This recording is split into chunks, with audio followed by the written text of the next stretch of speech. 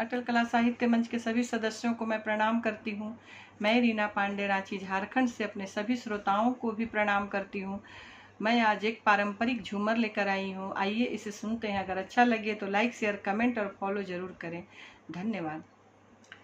हमरा सड़िया के सितरवाए राजा कहाँ गिरवला ना। हमरा सड़िया के सितरवाए राजा कहाँ गिरवला ना। बाग गिरवला बगैचा गिरवला, बाग गिरवला बगैचा गिरवला।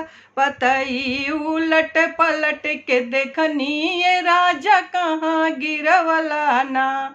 पतई उलट पलट के देखनी ये राजा कहाँ गिरवला ना।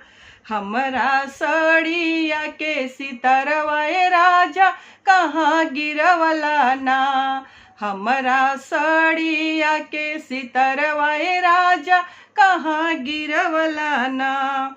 तोसक गिरवला रजैया गिरवला, तोसक गिरवला रजैया गिरवला।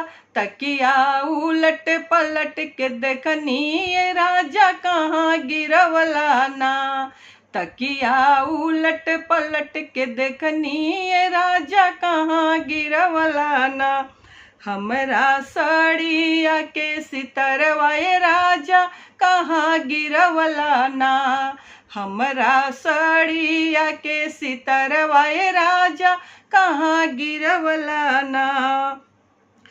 कोठवा गिरवला वो सरवा गिरवला, कोठवा गिरवला वो सरवा गिरवला। बहरा बाहर सुहर के देखनी ये राजा कहाँ गिरवला ना।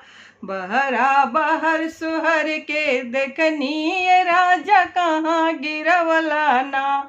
हमरा सड़िया के सितरवाए राजा कहाँ गिरवला ना।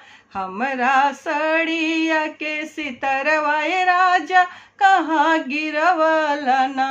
धन्यवाद।